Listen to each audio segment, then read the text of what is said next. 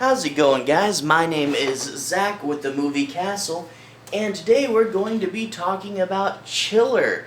This movie is from 1985 and is directed by horror legend Wes Craven, who you probably know from Scream, Serpent in the Rainbow, Nightmare on Elm Street, Hills Have Eyes, tons and tons of classics, but this is a lesser known movie from him.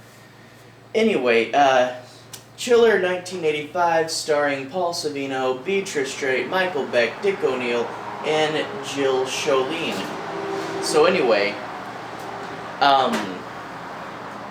Chiller's about this businessman. He is dying, and right as soon as he's dead, they freeze him. They put him in a stasis pod, and they're letting him wait there until two advancements in medical science happen. One is they find a cure to however he was dying, and with that cure they can bring him back to life. And two, and this is kind of more important, is finding a way to bring people back from once they're frozen.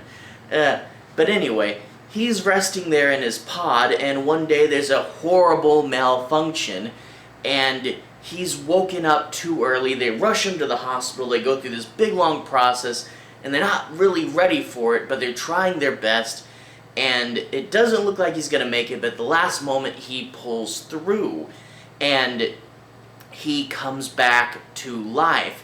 And the question this movie poses is, when you die, your body stays here on Earth, and your soul goes on to the afterlife. Now, if you are to bring the body back, would the soul be obligated to return? And of course, this is a Wes Craven horror movie. I think we all have a guess as to what happens. But this movie plays on a cool trope. This is, of course, 1985, the mid-80s. This is kind of the soulless 80s businessman trope, but Wes Craven, of course, makes it into a literal soulless 80s businessman. And anyone who gets in his way, a lot of the people who had been running the company while he was asleep, they're more into ethics and doing things right, and he's like, no, it's all about the bottom line, and these people will challenge him and get in his way, and if that happens, you'll get into what will appear to be a unfortunate accident, but anyone who's watching the movie knows that these deaths are not accidents. You get a few of the characters in this movie. A young woman who is his adopted sister. After he gets frozen, the mother adopts someone else, and if this was a slasher movie, you could put her into the final girl trope, but this movie doesn't really focus on her, and she's a much more relatable character than the soulless businessman, but unfortunately we follow him around a whole lot as opposed to this more relatable character. And that's one of the faults, is you're following the villain pretty much the whole time, and if they had turned her into more the final girl trope, the outsider that's kind of watching all this happen, that would have been a lot better, but she's kind of shoved off to the side to the point where I think it's his adopted sister. It's the only thing that makes sense. The audio quality is pretty bad on this DVD, and we'll get to that later. But anyway, you also have the mom as a main character who fights to bring him back and won't believe anything bad ever about the son, which, I guess that makes sense. And the other main character is a priest who figures out what's happening, but the question is, can he get anyone to believe him? And that's going to be harder than you think. The idea that what should be a miracle in modern science is actually a terrible thing, but I think we all know about messing with science and stuff. It all tends to go pretty wrong. This movie came out a year after A Nightmare on Elm Street, but it probably was made during the time when they didn't know A Nightmare on Elm Street was going to be a huge hit. So this is Wes Craven, younger Wes Craven. Before Nightmare, he was a name in the drive-in movie circuit for Hills Have Eyes and Last House on the Left, but he wasn't the super big name that A Nightmare on Elm Street would give him. And this was probably made before it was a hit, and it's young Wes Craven doing a gig. You know, it's not one of his brilliant ideas that he's trying to turn into a great movie. It's, you know, him doing a job, and, you know, younger in your career, you kind of have to do these things. And he's, you know, trying his best, but of course limited budget and, limited assets. You know, it's a made-for-TV movie from the mid-'80s, and you really do get that sort of feel, but you can see Wes Craven trying his best, you know, the questions of science, bringing this guy back to life, can we go too far, the questions of, you know, the afterlife when he comes back, you know, it's like, you know, can he come back? And he puts a lot, you know, the social commentary with being an 80s businessman, the literal soulless 80s businessman.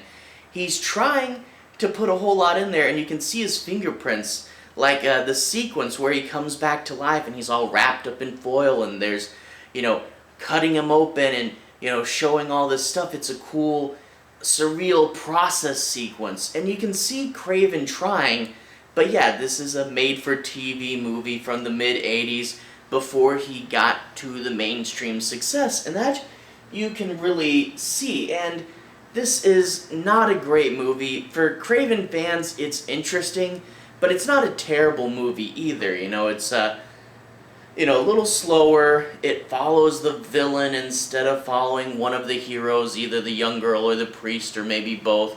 And yeah, it's definitely low budget, but overall it's fine. But before we go, I do want to say one thing about this DVD.